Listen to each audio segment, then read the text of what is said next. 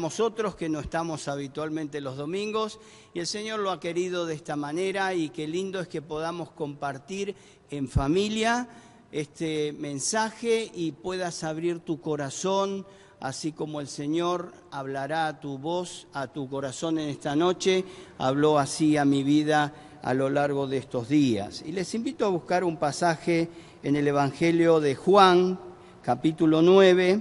Juan, capítulo 9, es un relato que solo encontramos en este Evangelio. Es el único Evangelio que relata este hecho importante, y después vamos a ver justamente dos versículos más que nos hablan de por qué era lo que Juan buscaba a través del Evangelio que la gente conozca. Y es un relato bastante extenso, pero lo vamos a leer todo porque es realmente imperdible. Vamos a tratar de analizar algunas cuestiones relacionadas a la actitud del Señor Jesucristo y a la actitud de cada una de las personas que están en este relato y que pudieron ver y que pudieron constatar del milagro que el Señor había hecho, aunque vamos a ver cómo reaccionaron en distintas maneras. Dice el capítulo 9 de Juan: al pasar Jesús vio a un hombre ciego de nacimiento, y le preguntaron sus discípulos diciendo: Rabí, o maestro, ¿quién pecó, este o sus padres, para que haya nacido ciego? Respondió Jesús: no es que pecó este ni sus padres, sino para que las obras de Dios se manifiesten en él. Me es necesario hacer las obras del que me envió, entre tanto que el día dura. La noche viene cuando nadie puede trabajar. Entre tanto que estoy en el mundo, luz soy del mundo. Dicho esto, escupió en tierra e hizo lodo con la saliva, y untó con el lodo los ojos del ciego. Y le dijo: ve a lavarte en el estanque de Siloé. Y aclara Juan que traducido es enviado. Fue entonces y se lavó y regresó viendo. Entonces los vecinos y los que antes le habían visto que era ciego decían: ¿no es este el que se sentaba y mendigaba? Unos decían: él es, y otros: a él se parece.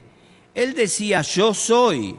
Y le dijeron: ¿cómo te fueron abiertos los ojos?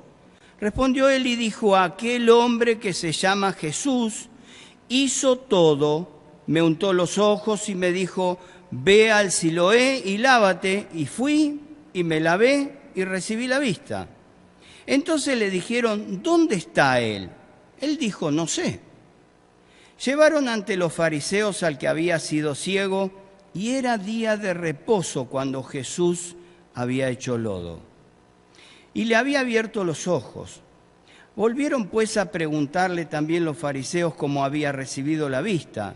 Él les dijo: me puso lodo sobre los ojos y me lavé y veo. Entonces algunos de los fariseos decían: este hombre no procede de Dios, porque no guarda el día de reposo. Otros decían: ¿cómo puede un hombre pecador hacer estas señales? Y había disensión o discusión entre ellos. Entonces volvieron a decirle al ciego: ¿qué dices tú del que te abrió los ojos? Y él dijo que es profeta. Pero los judíos no creían que él había sido ciego y que había recibido la vista, hasta que llamaron a los padres del que había recibido la vista. Y les preguntaron, diciendo: ¿es este vuestro hijo el que vosotros decís que nació ciego? ¿Cómo pues ve ahora? Sus padres respondieron y le dijeron: sabemos que este es nuestro hijo y que nació ciego, pero cómo ve ahora no lo sabemos. O quién le haya abierto los ojos, nosotros tampoco lo sabemos. Edad tiene, preguntadle a él, él hablará por sí mismo.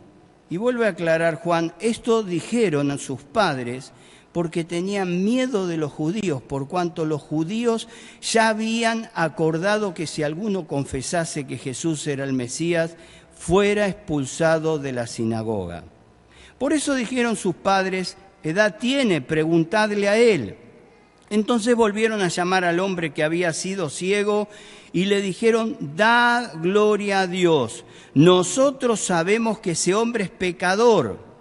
Entonces él respondió y dijo: si es pecador no lo sé. Una cosa sé, que habiendo sido ciego, o habiendo yo sido ciego, ahora veo. Le volvieron a decir: ¿qué te hizo? ¿Cómo te abrió los ojos? Él le respondió: ya os lo he dicho y no habéis querido oír.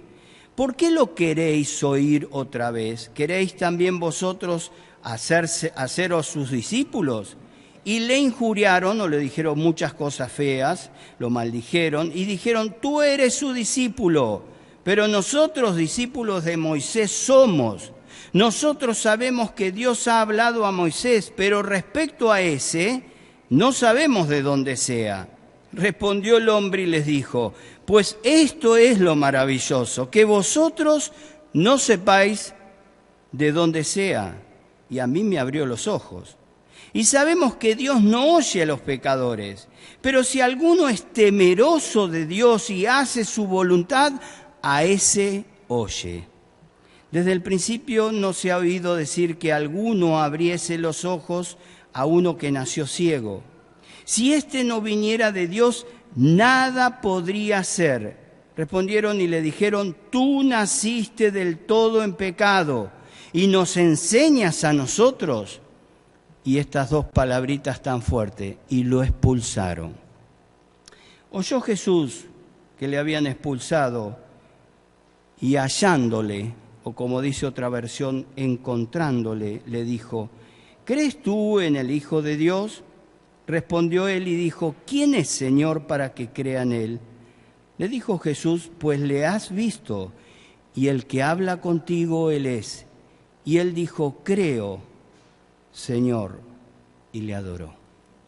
Precioso hasta aquí este relato. Vamos a 2 versículos sin perder de vista este relato, que está justamente en el mismo Evangelio de Juan, capítulo 20, versículo 30 y 31. Dice: hizo además Jesús muchas otras señales en presencia de sus discípulos, las cuales no están escritas en este libro. Pero éstas se han escrito para que creáis que Jesús es el Cristo, el Hijo de Dios, y para que creyendo tengáis vida en su nombre. Mire, en primer lugar quisiera destacar de qué manera el Señor tenía una mirada tan distinta a los de los discípulos. Los discípulos empezaron a ver toda esa situación con una observancia muy particular. Lo primero que ven es el prejuicio. Lo primero que ven en la vida de este hombre es señalar con el dedo diciendo: a ver, ¿quién pecó? ¿Este o su familia? Pero donde ellos veían el problema, el Señor veía el propósito. Donde ellos veían un problema en las personas, el Señor veía una oportunidad para poder ayudar a aquel necesitado. La mirada de sus discípulos fue una mirada muy hostil y hasta podríamos decir muy prejuiciosa, al punto de llevar a ver a esta persona como alguien desestimable. Los judíos creían que alguien que tenía una enfermedad y mucho más de nacimiento era consecuencia del pecado que había cometido seguramente sus padres o algún familiar muy directo, o también él mismo era un pecador de nacimiento. Y si bien, como vamos a ver, todos somos pecadores, nadie está libre de pecado, y en pecado, dice David, he sido formado y me concibió mi madre. El Señor no vio la condición de esta persona, sino vio la oportunidad de ayudar a esta persona. Mis queridos, ¿cuántas veces como iglesia tenemos una mirada hacia aquellas personas que nos rodean como desestimables? A veces creemos que las personas ya no tienen más arreglo. ¿Cuántas veces nos acercamos a alguien que una y otra vez insistimos en llevarle el Evangelio y decimos: este ya no escucha más, que se arregle solo? Qué tristes serían nuestras vidas si el Señor pensaría de igual manera. Cada uno de nosotros deberíamos saber la paciencia que el Señor ha tenido con nosotros. Deberíamos vernos al espejo de la palabra y poder analizar cuánta misericordia, cuánta paciencia. Y el Señor no señaló nuestros pecados, sino que nos amó aún estando en nuestros pecados. Es una realidad que los discípulos estaban viendo justamente, que el problema era por causa del pecado. Pero la mirada de Jesús iba mucho más allá. ¿Era que sus padres no habían pecado?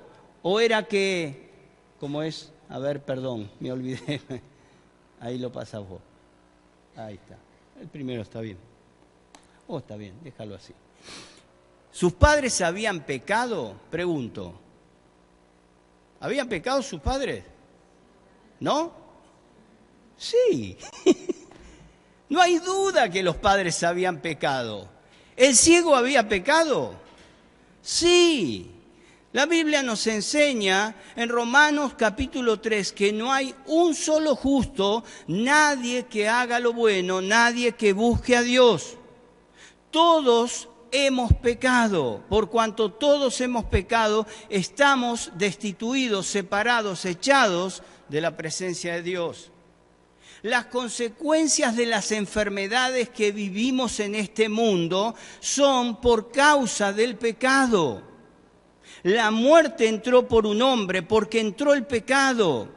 Y dice el apóstol Pablo que la muerte pasó a todos los hombres por cuanto todos hemos pecado. Cada uno de nosotros podemos ver que las consecuencias están a la vista diariamente, aún en pequeñitos recién nacidos, como oramos por la hija de nuestros hermanos. Como oramos por muchos que pasan por consecuencias de enfermedad. El pecado ha hecho un daño tremendo en la humanidad.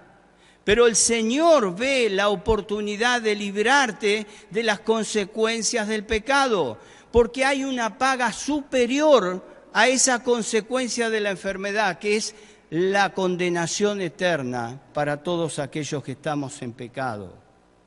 El Señor tuvo mucha paciencia para con este muchacho y realmente se acercó con un corazón de amor, de misericordia y de compasión, sin importarle que a través de haber hecho ese milagro traería persecución de parte de los religiosos de aquel momento.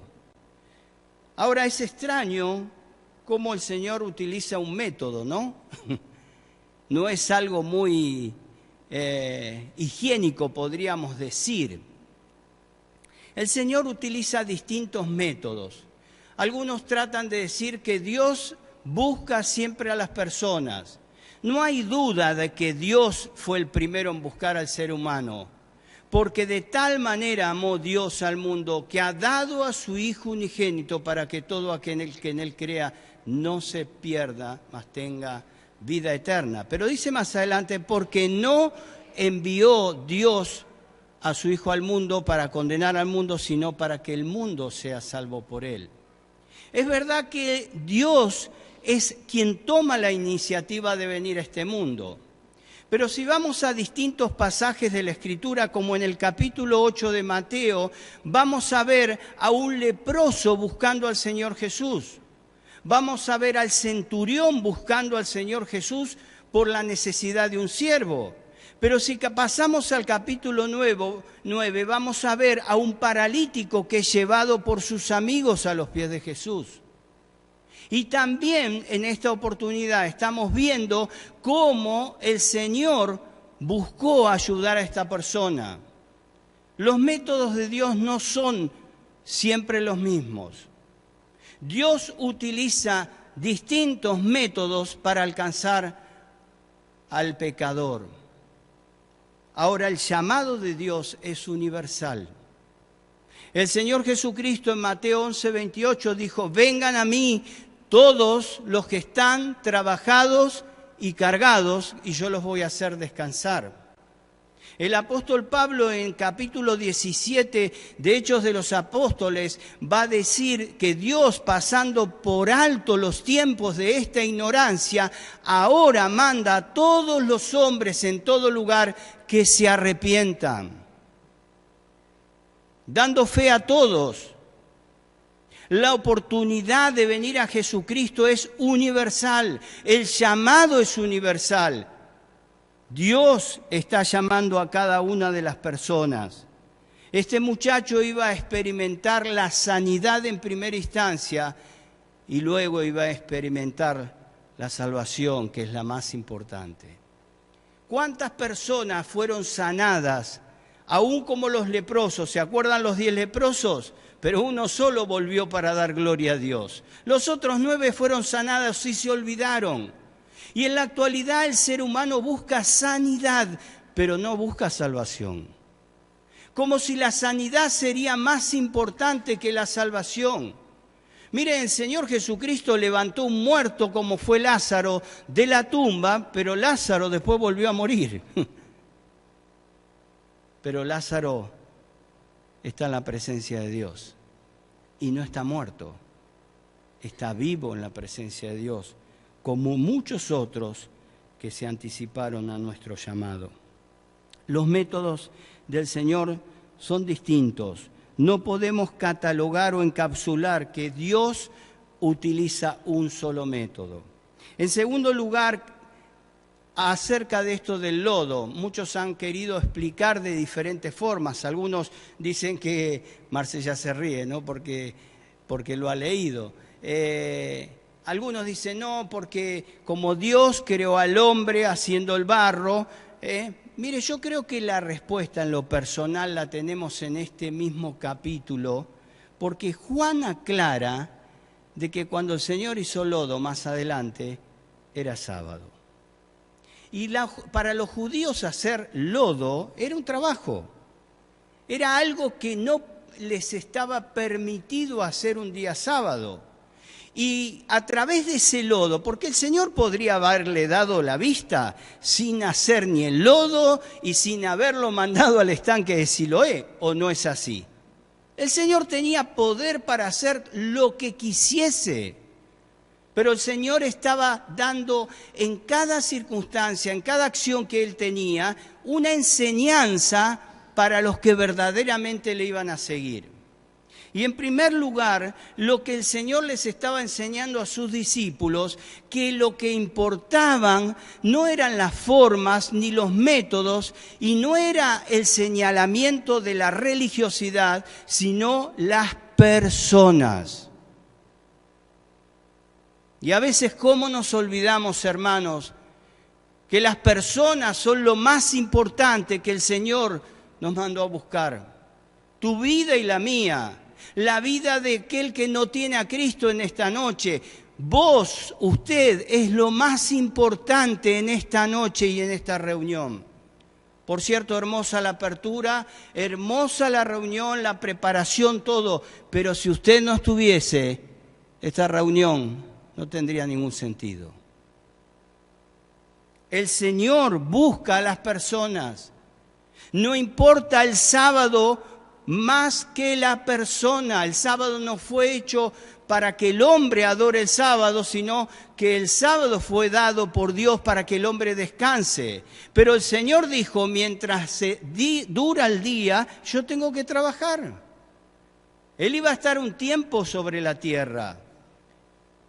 Y tristemente en la actualidad hay iglesias cristianas evangélicas y aún dentro de nuestra denominación que tratan de no hacer reuniones los sábados porque quieren guardar los sábados. Las formas y los métodos y las estructuras muchas veces superan el objetivo principal. No nos desviemos, cuidemos el mismo ánimo y sentir que tuvo nuestro Salvador.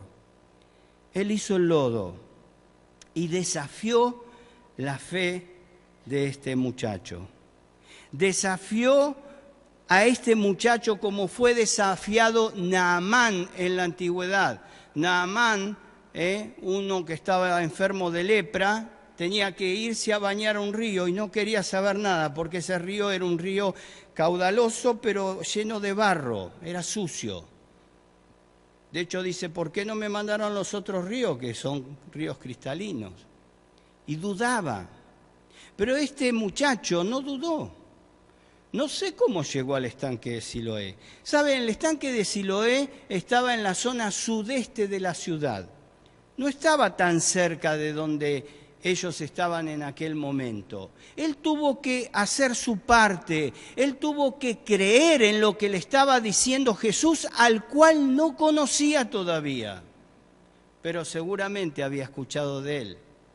Porque les dice a los judíos, fue Jesús. ¿Saben? El Señor Jesús desafió justamente aquella fe, aquella persona, y lo manda a este estanque. El estanque de Siloé, cuando vamos, ahí hay dos pasajes en la palabra de Dios, en 2 Reyes, capítulo 20, versículo 20, y 2 Crónicas 32, 30, vamos a ver que hubo un rey que fue el rey Ezequías, por cierto, al principio muy sabio, muy temeroso, y Dios lo usó para hacer algo muy importante para la ciudad de Jerusalén. Todos los pueblos que estaban cerca de manantiales eran pueblos que cuando eran sitiados o cuando eran, diríamos, eran avasallados para poder matarlos por otros pueblos, lo primero que hacían era cortarles el agua, porque si no tenían agua, tenían que abrir las puertas de la ciudad. Recordemos que las ciudades no son como nuestra ciudad de Cipolletti, que podemos entrar por cualquier lado. Las ciudades tenían muros muy grandes y rodeaban absolutamente toda la ciudad, y había centinelas puestas en cada puesto para vigilar si venían los enemigos. Y este rey, el rey Ezequías, toma la decisión de formar dos grupos. Esto se encontró en un escrito que fue cuando descubrieron justamente el Siloé, de cómo se construyó. Dice que se formaron dos grupos y unos comenzaron a cavar desde el manantial ocultándolo y otros desde Jerusalén, y se encontraron en un punto y allí pudieron hacer entrar el agua hacia aquel manantial. Y estaba allí justamente el agua dentro de la ciudad. Y cuando Jerusalén fue sitiada, allí tenían agua. Este rey comenzó bien, pero terminó muy mal, porque al final, en vez de darle la gloria a Dios, se sintió orgulloso de lo que había hecho y comenzó a darse la gloria a sí mismo. Pero esto es anecdótico. ¿Saben qué? El Señor lo manda a este estanque. El estanque no era quien lo iba a salvar, pero particularmente Juan menciona que este estanque, ¿cómo se llamaba? El enviado. ¿Y qué estaba queriendo demostrar Juan en el Evangelio? Que Jesús era el enviado, que Jesús era el Hijo de Dios, que Jesús era el Mesías. ¿Y qué estaba haciendo el Señor? Lo estaba mandando a un lugar que era el enviado. Pero quien lo estaba mandando era quien le iba a dar la vista natural de su cuerpo para que fueran abiertos sus ojos.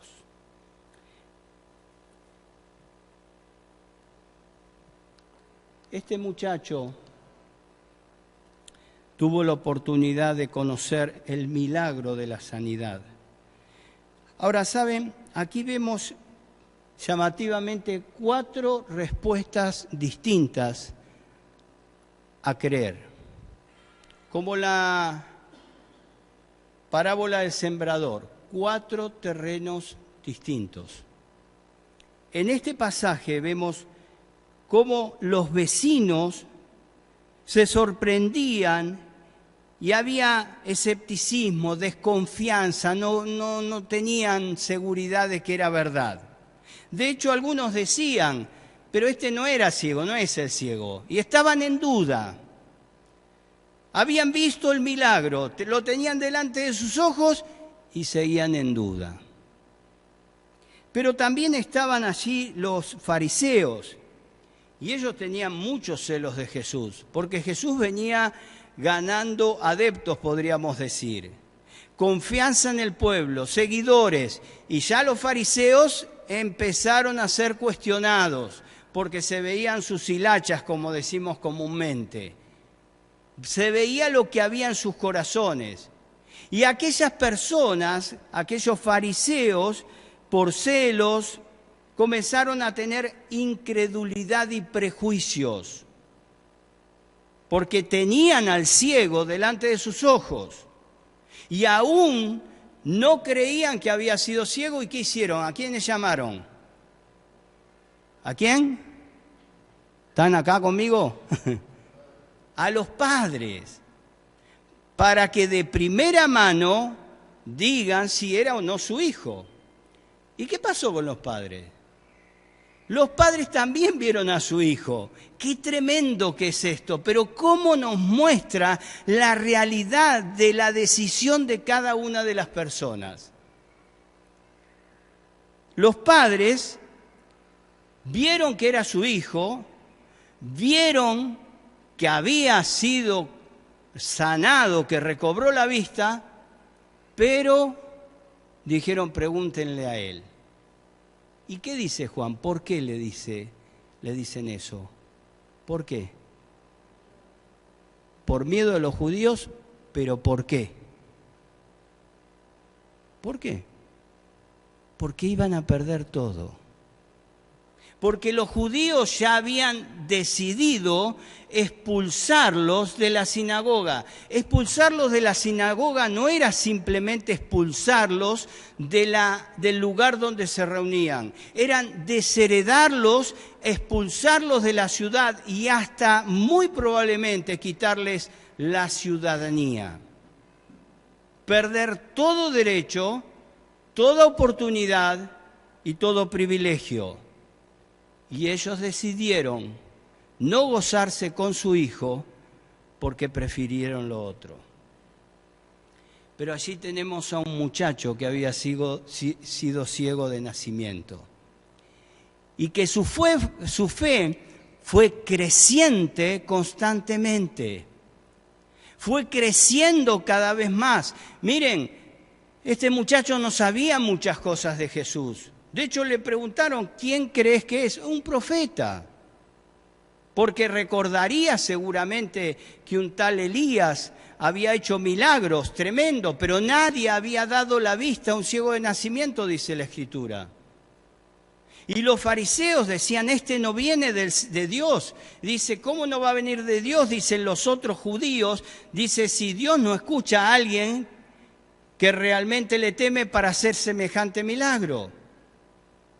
Y allí había discusión entre ellos, pero el ciego seguía constante en su fe. No le importó lo que decían los demás, no le importó que aún lo iban a expulsar y que lo iban a desestimar de todo, y tampoco le importó que sus padres le iban a abandonar. Él estuvo decidido de todo corazón a dar gloria al nombre de Jesús. Su fe fue desafiada hasta lo máximo. Realmente experimentó muy rápidamente las consecuencias de la persecución del mundo, la consecuencia de la persecución del mismo Satanás, tratando de desanimarlo, tratando de desalentarlo, pero su fe estaba puesta en aquel que había dado vista a sus ojos. Ahora podía ver el cielo, ahora podía ver con claridad, ahora podía conocer visualmente a sus padres, nunca les había visto, pero eso no fue más importante que dar gloria a Jesús. Y lo vemos en la presentación que el Señor hace justamente para con él. Ya vamos terminando. En los últimos versículos, este mensaje tiene un título que dice El Dios del encuentro. El Señor sale al encuentro de este muchacho, como sale al encuentro de tu vida en esta noche. Y el Señor se presenta delante de él. Y se presenta de tal manera que lo vuelve a desafiar a que crea. Pero la respuesta la tuvo que dar el que había sido ciego. Hay 3 instancias en las que distintas personas estuvieron y algunas estarán frente a aquel que es el Hijo de Dios. Este muchacho estaba allí, ciego de nacimiento, fue expulsado, fue echado de todos sus privilegios y el Señor salió al encuentro de él cuando escuchó lo que habían hecho con su vida. ¿Y saben qué? El Señor se presenta y le dice, ¿crees en el Hijo de Dios? ¿Y qué le dice el muchacho? ¿Quién es, Señor, para que yo crea? Todavía no le conocía. Y el Señor le hace la declaración más importante de su vida. Y le dice, pues le has visto, y el que habla contigo, Él es. El Señor se presenta en esta noche en tu vida. Y Él te dice, yo soy el Hijo de Dios. ¿Crees? Miren, hay un pasaje más, no lo vamos a buscar, pero si después ustedes quieren buscarlo, Mateo 27, 54, recuerdan, hay una escena impactante. Se había estremecido todos los cielos y la tierra. Se había oscurecido, habían pasado cosas anormales para la vida de la humanidad cuando Jesucristo estaba siendo crucificado. Ahora, ¿saben qué? A Jesús nadie lo mató. A Jesús nadie lo mató. A Jesús nadie le quitó la vida. Y esto es lo maravilloso. Porque nadie podía levantar siquiera un dedo contra él. Sí le clavaron en la cruz, sí clavaron sus pies, sí le subieron en aquel monte, sí lo avergonzaron, pero nadie le quitó la vida. Él dio su vida por vos y por mí. Padre, en tus manos encomiendo mi espíritu. El Señor Jesucristo lo había dicho anteriormente frente a las circunstancias de la muerte de Lázaro. Yo soy la resurrección y la vida. Y el que cree en mí, aunque esté muerto, vivirá. Y todo aquel que vive y cree en mí, no morirá eternamente. Yo tengo poder, dijo Jesús, para poner mi vida y tengo poder para volverla a tomar. Él dio su vida por vos. Él dio su vida por mí. Y cuando estaban frente a la cruz y Jesús había dado su vida, el centurión y todos los que estaban cuidando que no pasase nada alrededor de esa cruz, reconocieron verdaderamente este era el Hijo de Dios. Pero quizás ya era tarde para ellos, porque no le reconocieron creyéndole para que le salvase. Fue tarde la oportunidad, quizás más adelante, no lo dice la Biblia, le conocieron. Algunos dicen que el centurión ese muy probablemente haya sido uno de los que se convirtieron. Pero marca la instancia donde ya Jesús no les estaba escuchando. Aquí Jesús se estaba presentando delante del ciego de nacimiento, que ya no era ciego, y delante de todos como el Hijo de Dios. Y lo rechazaron, pero hubo uno que le creyó. Pero hay otra instancia en que todos reconocerán que Jesús es el Hijo de Dios. Pablo lo dice en el capítulo 2 de Filipenses: toda rodilla se doblegará y toda lengua confesará que Jesús es el Hijo de Dios, el Mesías. Pero ya ahí va a ser tarde, porque no va a haber oportunidad de salvación, pero sí vas a reconocer que Él era el Hijo de Dios. Mira, Jesús te está dando la oportunidad en esta noche para que le reconozcas a pesar de las cosas que tengas que dejar. A pesar de que te van a perseguir.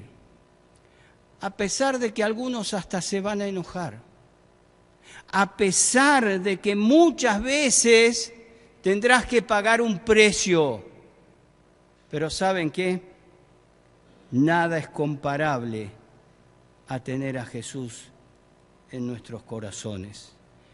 Quisiera destacar 5 puntos rápidamente para que pienses en esta noche. El primero es que la ceguera de nacimiento nos habla de nuestra condición espiritual de pecadores desde nacimiento. Somos ciegos. Caminamos en un mundo sin sentido, sin orientación, sin saber por dónde ir, sin saber qué camino agarrar para quitar esa soledad que tengo en mi interior, para llenar ese vacío que hay en mi ser. Y el hombre va en busca de llenarlo con distintas instancias, placeres, dinero y todo lo que pueda imaginarse. Y nada puede llenar el corazón del hombre. En segundo lugar, los líderes que le guiaban eran líderes que eran tan ciegos como ellos.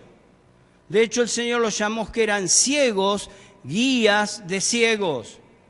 ¿Cuántas personas quieren guiar a otros a una religiosidad que está muy lejos de los pies del Salvador?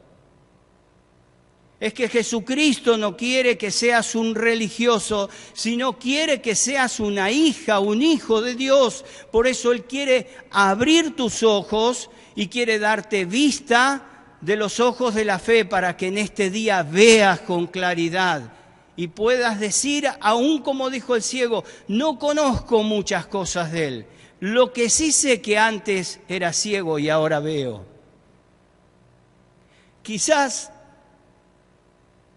te vayas esta noche diciendo, no conozco muchas cosas de la Biblia, no sé cómo muchos otros pueden saber tanto, yo no lo sé, pero lo que sí sé es que cuando entré por esa puerta no sabía dónde me iba a la eternidad y hoy sé que me voy al cielo, porque Jesucristo quiere darte la seguridad de tu salvación. En tercer lugar, quisiera destacar que la misericordia y la pasión del Señor Jesucristo siempre fue para con aquellos que se encontraban y sabían que no había ninguna posibilidad de salir de su situación. ¿Cómo se podría haber sanado este ciego? No había manera, no había posibilidad, y Jesús lo buscó. Pero Jesús tocó y desafió su fe. Un corazón crédulo, un corazón abierto con sinceridad y con humildad. Eso es lo que está buscando Jesús en esta noche de tu vida.